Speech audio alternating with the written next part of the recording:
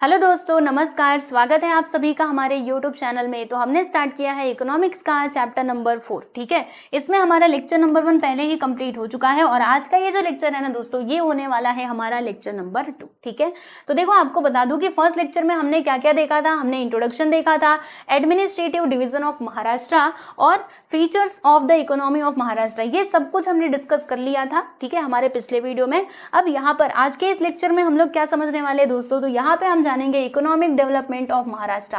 महाराष्ट्र का जो economic development है ना दोस्तों, इसके बारे में हम यहाँ पे डिस्कशन करने वाले हैं और इसमें भी मेनली जो हमारा एग्रीकल्चरल सेक्टर है ना दोस्तों, इसी को हम यहाँ पर आज के इस लेक्चर नंबर 2 में बहुत ही अच्छे से डिटेल में डिस्कस करने वाले हैं। ठीक है, समझ में आ गया? तो चलो फिर इस वीडियो को हम स्टार्ट करते हैं और पढ़ते हैं एग्रीकल्चरल सेक्टर के बारे में कि जो हमारा महाराष्ट्र है, यहाँ पे एग्रीकल्चरल सेक्टर को लेकर के क्या क्या प्रॉब्लम्स हैं और सरकार के द्वारा क्या क्या प्रयास किए जाते हैं, इसका शेयर कितना होता है हमारे इकोनॉमी में, महाराष्ट्र की इकोनॉमी में, ये सब कुछ हम यहाँ पे समझते हैं। ठीक है, तो आइए देखो यहाँ पर क्या कहा जा रहा है एग्रीकल्चरल सेक्टर में कि एग्रीकल्चर और अलाइड एक्टिविटीज। अलाइड एक्टिविटीज का मतलब क्या हुआ कि एग्रीकल्चर और उससे संबंधित जो एक्टिविटीज होती हैं, जैसे जो एक किसान है वो बस खेती ही नहीं करता, खेती तो उसका मेन ऑक्यूपेशन है ही, लेकिन इसके अलावा वो दूसरे काम भी करता है, जैसे कि वो गाय भैंसों को पालता है। ठीक है, फिर उनका दूध बेचता है। इसके अलावा वो बकरियों को पाल रहा है और क्या काम करता है, मुर्गी वगैरह पालता है। तो ये सब कुछ भी किस में आ जाएगा दोस्तों, यही खेती और उससे संबंधित जो एक्टिविटीज है वो सारी चीजें यहाँ पर आ जाएंगी। ओके, तो क्या बोला जा रहा है कि agriculture and allied activities played an important role in the economic development of the state, यानी स्टेट के इकोनॉमिक डेवलपमेंट में एग्रीकल्चर और उसके संबंधित जो एक्टिविटीज हैं वो बहुत ही महत्वपूर्ण भूमिका निभाती हैं। ठीक है, ये तो इजी है, ये तो आप खुद ही पढ़ के समझ जाओगे। अब देखो यहाँ से ये जो पॉइंट है इसको आप थोड़ा अच्छे से गहराई से समझना। क्या बोल रहे हैं इसमें कि as per economic survey of Maharashtra 2016-17, अब इसके अकॉर्डिंग जो इकोनॉमिक सर्वे ऑफ महाराष्ट्र है 2017-18 का, इसके अकॉर्डिंग अगर देखा जाए तो क्या देखिए share of agriculture and allied activities in the total gross state value added, यानी कि GSVA was 12.2% during 2016-17 as against 15.3% during 2001 to 2002 which shows a declining trend over the period। अब इसका मतलब क्या हुआ, देखो यहाँ पे एक वर्ड आया होगा ग्रॉस स्टेट वैल्यू एडेड। इसका मीनिंग आपको समझा नहीं समझा ना, कोई बात नहीं, मैं समझाती हूँ। ठीक है, चिंता मत करो। देखो एक तो हमारा GDP होता है भाई और एक होता है दोस्तों हमारा GVA। ठीक है, तो GDP का मतलब क्या होता है, ग्रॉस डोमेस्टिक प्रोडक्ट, और GVA का मतलब क्या होता है, ग्रॉस वैल्यू एडेड। ठीक है, GDP यानी क्या, देखो ये दोनों सेम नहीं है, वन एंड द सेम नहीं है, ये अलग अलग है। ये जो GDP है ना बच्चे, GDP का मतलब क्या होता है, जैसे हमारे देश में एक पर्टिकुलर मान लीजिए एक साल में कितने गुड्स एंड सर्विसेज प्रोड्यूस्ड हो रहे हैं, उनका जो वैल्यू होता है, जब हम उन सारे वैल्यूज को एक साथ लेकर के आते हैं तो उसको हम कहते हैं GDP। यानी GDP क्या करता है, हमारे पूरे ओवरऑल की बात करता है, यानी पूरे देश की बात कर रहा है ना कि हमारे देश में कितना गुड्स एंड सर्विसेज प्रोड्यूस हुए हैं, उसकी वैल्यू, यानी पूरे देश की बात की जा रही है। तो GDP के अंदर क्या आ जाता है, ओवरऑल आ जाता है। क्या आ जाता है बच्चे, ओवरऑल, यानी कि एंटायर नेशन आ जाता है। जबकि ये जो GVA है यानी ग्रॉस वैल्यू एडेड, ठीक है, इसमें क्या होता है, ये हमको क्या करता है ना दोस्तों, तो ये हमको ये समझने में हेल्प करता है कि किसी पर्टिकुलर एरिया या फिर किसी सेक्टर का प्रोडक्शन क्या है, किस प्रकार से है, वो चीज हमको कौन बताता है, तो GVA, यानी ये एंटायर की बात करता है, जबकि ये एंटायर की बात नहीं करता है, ध्यान रखिएगा। ठीक है ना, तो यहाँ पर क्या था, यहाँ पर GVA ही तो था, GVA देख रहे हो, ग्रॉस, फिर ये S4 हो जाएगा स्टेट, यानी कि स्टेट मतलब ये महाराष्ट्र को डिनोट कर रहा है। ठीक है, V यानी वैल्यू और A फॉर क्या हो गया, एडेड। ठीक है, तो इसमें बोल रहा है कि इस सर्वे के अकॉर्डिंग अगर देखा जाए तो 2001-2 में जो इसका शेयर था, ठीक है, GVA में कितना था भाई, 15.3%। फिर उसके बाद ये घट करके बताइए 2016-17 में कितना हो गया, तो 12.2%। ओके, मतलब यहाँ पे हमें कैसा देखने के लिए मिल रहा है, यहाँ पे गिरावट देखने के लिए मिल रही है, पहले ज्यादा था अब कम हो गया, राइट। ओके, तो हमने यहाँ पर ये एग्रीकल्चर सेक्टर को समझ लिया है। अब देखो दोस्तों, यहाँ पे आपको कुछ प्रॉब्लम्स के बारे में बताती हूँ कि general problems in the agricultural sector, यानी जो हमारा एग्रीकल्चरल सेक्टर होता है इसमें कौन कौन सी प्रॉब्लम्स आती है, जरा हम इनकी चर्चा करते हैं। तो पहला point, decrease in the average size of land holding leads to low farm productivity. यानी देखो, पहले मान लीजिए आपके पास इतना बड़ा खेत हुआ करता था, ठीक है, अब आपने क्या किया, धीरे धीरे समय बीता और आपने अपना ये इतना जो खेत का हिस्सा है ना, ये आपने बेच दिया, मतलब किसी को बेच दिया, ठीक है। तो बताओ क्या होगा, अब आपके पास बस इतनी ही जमीन बची हुई है, तो आपका जो फार्म की प्रोडक्टिविटी है वो कम होगी कि नहीं। पहले आपके पास इतना बड़ा खेत था तो आप पूरे खेत में खेती किया करते थे, लेकिन इतना आपने बेच दिया। अब जब बेच दोगे तो क्या होगा बताओ, बेच दोगे तो हमारा खेत मतलब जो हमारा लैंड है वो कम हो जाएगा, जिसकी वजह से हमारा प्रोडक्शन भी क्या होगा, कम होगा। तो वही इसमें बोला जा रहा है कि decrease in the average size of land, मतलब जो लैंड का एवरेज साइज है वो कम होने की वजह से लो फार्म प्रोडक्टिविटी, मतलब जो फार्म प्रोडक्टिविटी है, खेती से जो प्रोडक्शन है वो भी क्या हो रहा है, डिक्रीज हो रहा है, ध्यान रखिएगा, ठीक है। क्या कर रहे हैं किसान लोग, या तो अपना खेत बेच देते हैं या फिर वो मतलब किसी ना किसी तरीके से वो डिवाइड हो जाता है, फिर वो सबके हिस्से में थोड़ा थोड़ा ही आता है, राइट। चलो नेक्स्ट पॉइंट देखिएगा, increase in the number of small and marginal farmers. Okay, देखो स्मॉल एंड मार्जिनल फार्मर्स, इनका जो नंबर है ना वो लगातार बढ़ रहा है, और ये बढ़ने की वजह से भी प्रॉब्लम आ रही है। अच्छा, आप बोलेंगे जब किसानों का नंबर बढ़ रहा है तब तो ये अच्छी बात है ना, फिर ये प्रॉब्लम क्यों है, आपको लगेगा ना। लेकिन सुनो, यहाँ पर ये जो वर्ड आया ना स्मॉल और मार्जिनल, देखो इससे मतलब पहले आपको इन दोनों का मतलब समझना पड़ेगा, तब आप जान पाओगे कि ऐसा क्यों बोला है, कि ये प्रॉब्लम क्यों क्रिएट कर रहा है। देखो स्मॉल फार्मर और मार्जिनल फार्मर का मतलब क्या होता है, पहले आपको ये चीज समझना है और तब जाके आप मेरी बात पूरी समझ जाएंगे। देखिए मार्जिनल फार्मर हम उसको कहेंगे जिसके पास जमीन कितनी है, लेस देन 1 हेक्टेयर, यानी 1 हेक्टेयर से भी कम जिसके पास जमीन है उसको हम कहेंगे दोस्तों मार्जिनल फार्मर, ठीक है। और स्मॉल या फिर टीनी फार्मर हम किसको कहेंगे, जिसके पास जमीन है 1 से 2 हेक्टेयर, ठीक है। देखो फिर उसके बाद सेमी मीडियम आ जाता है, जिसके पास 2 से 4 हेक्टेयर है। मीडियम आता है 4 से 10 वाला, और जिसके पास 10 से भी ज्यादा है उसको हम कहेंगे बिग फार्मर, ठीक है। देखो अगर बिग फार्मर का नंबर इंक्रीज होता तब तो ये गुड साइन होता, अच्छी बात होती, लेकिन क्या हो रहा है, लगातार जो हमारे मार्जिनल फार्मर्स हैं और जो स्मॉल फार्मर्स हैं इनका नंबर इंक्रीज हो रहा है। अगर इनका इंक्रीज होता मीडियम का या फिर बिग का तब तो ये अच्छी बात होती ना, लेकिन इनका इंक्रीज हो रहा है, समझ में आ रहा है आप सभी लोगों को, इसीलिए ये प्रॉब्लम क्रिएट कर रहा है, क्योंकि इनका जो लैंड होल्डिंग है वो कम हो रहा है कि नहीं। हाँ, तो वही बात बोली जा रही थी, ठीक है। तो इसको ये मत सोचना कि अगर फार्मर्स बढ़ रहे हैं अरे ये तो अच्छी बात है, फिर इसको प्रॉब्लम क्यों बोला, तो इसीलिए प्रॉब्लम बोला है, ठीक है। चलो आगे चलते हैं, नेक्स्ट वन देखो। अब क्या होता है कि लालच के चक्कर में हम अपने खेतों में डाल देते हैं रासायनिक खादें, मतलब केमिकल फर्टिलाइजर्स, पेस्टिसाइड्स, कीड़े मारने के लिए दवाई, ये सब कुछ हम डाल देते हैं, जिसकी वजह से जो हमारे सॉइल की गुणवत्ता है ना दोस्तों, क्वालिटी, वो बिगड़ जाती है, और क्वालिटी बिगड़ेगी तो फिर आप कैसे प्रोडक्शन कर पाओगे, इसमें आपका ही नुकसान है, ठीक है। तो excessive use of chemical fertilizers and pesticides leading to soil degradation, ध्यान रखिएगा, ठीक है। तो ये भी तो एक प्रॉब्लम है ना भाई, अगर आप केमिकल फर्टिलाइजर्स यूज कर रहे हो तो आपका जो सॉइल है उसकी क्वालिटी बिगड़ रही है, ध्यान देना चाहिए इसके ऊपर। फिर यहाँ पे चौथा पॉइंट है दोस्तों, एग्रीकल्चरल इंडेटनेस, मतलब क्या हुआ इसका, वही कि अगर जैसे किसान ने लोन ले लिया, ठीक है, अब किसान जो है वो लोन चुका नहीं पाया, मतलब उसके ऊपर कर्जा बढ़ गया, तो कर्जा बढ़ना भी एक प्रॉब्लम ही है, क्योंकि जब किसान कर्जा नहीं भर पाएगा तो फिर बताइए वो आगे खेती कैसे करेगा, तो प्रॉब्लम है कि नहीं, जी हाँ प्रॉब्लम है।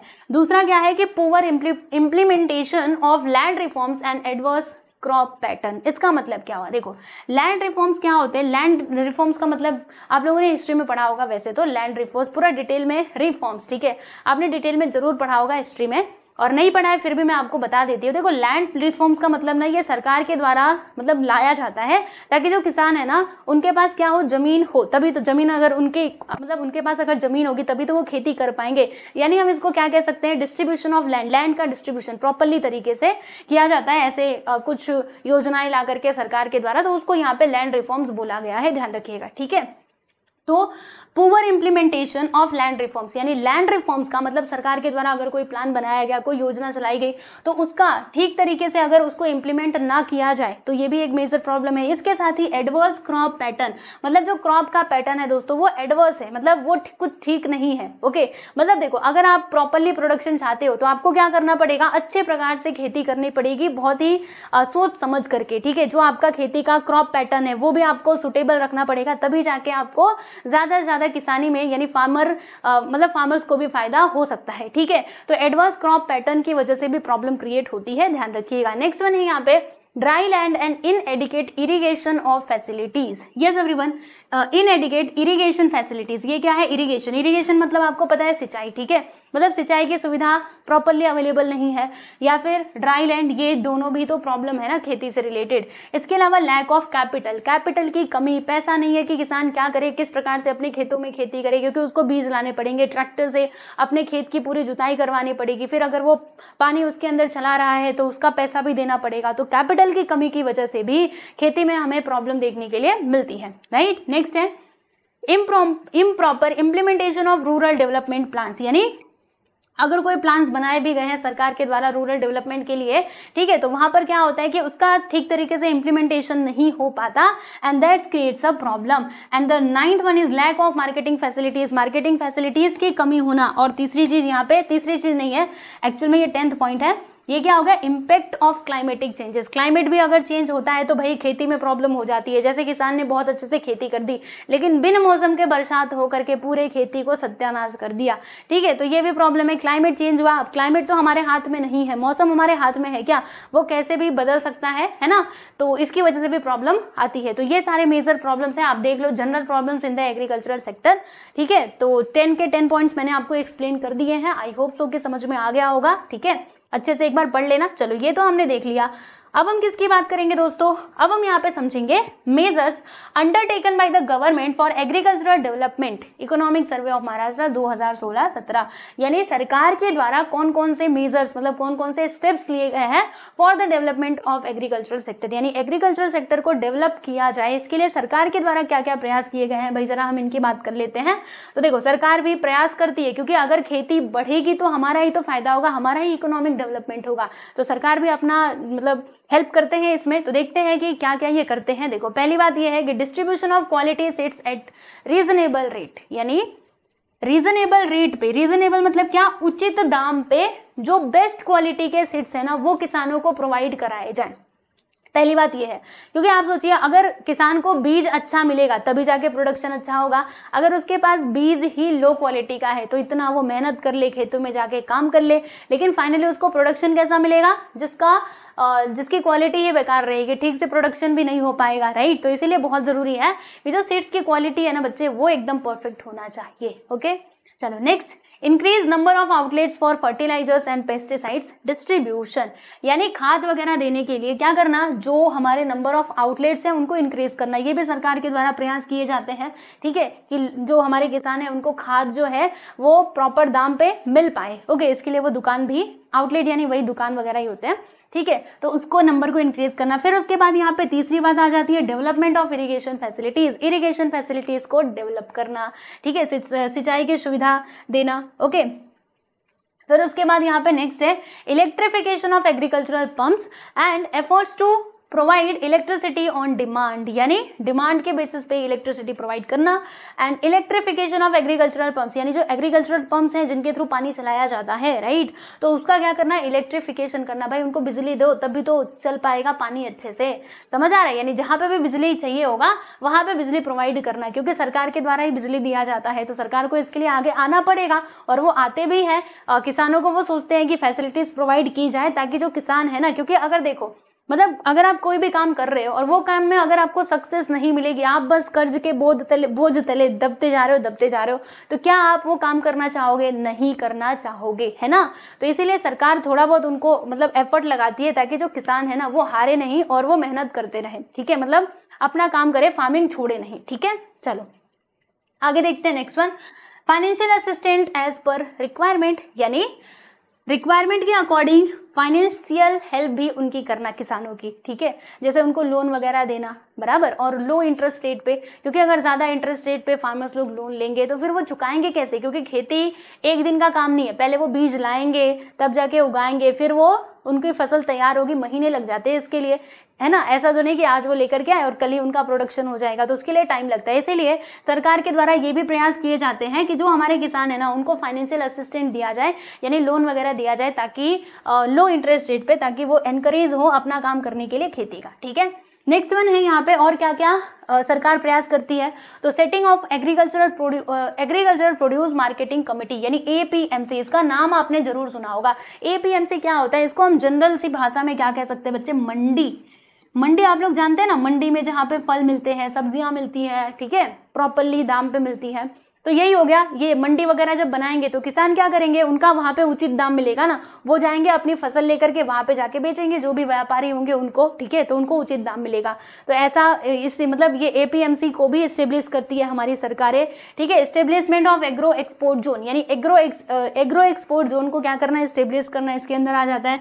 एंड हॉर्टिकल्चर ट्रेनिंग सेंटर, अब ये क्या है भाई, हॉर्टिकल्चर ट्रेनिंग सेंटर क्या है दोस्तों, यानी ऐसा ट्रेनिंग सेंटर जहाँ पे लोगों को जानकारी दी जाएगी, वही जो फल सब्जियां वो उगा रहे हैं, फूल उगा रहे हैं, तो किस प्रकार से, मतलब जैसे कोई भी काम अगर आप करने चाहते हो, अगर आप किसी कंपनी में काम करने जाओगे ना, तो सबसे पहले आपको ट्रेन किया जाता है, मतलब आपको ट्रेनिंग दी जाती है। कहते हैं ना कि पहले आपको ट्रेनिंग पे रखेंगे, फिर जब आपका ट्रेनिंग कंप्लीट हो जाएगा उसके बाद फिर आपको प्रॉपरली मतलब एक स्टेबल जॉब जो है वो अच्छे से मिलेगी, ठीक है। ऐसे कहते हैं ना, कंपनी में अगर आप, वैसे तो अभी आप छोटे हो, लेकिन जब आप बड़े हो जाओगे तब किसी कंपनी में जाओगे ना, तो पहले आपको ट्रेनिंग दी जाती है, एंड देन आपको वो काम करवाया जाता है, मतलब आपसे वो काम करवाया जाता है, ठीक है। तो वही इनको ट्रेन करने के लिए हॉर्टिकल्चर ट्रेनिंग सेंटर्स खोलते हैं, ताकि वहां पे अच्छे से उनको पूरा ट्रेनिंग दी जा सके, उनको बताया जा सके कि कैसे उनको खेती करनी चाहिए, कैसे फ्लावर्स उगाने चाहिए, कैसे वेजिटेबल्स उगाने चाहिए, ये सब कुछ, ठीक है।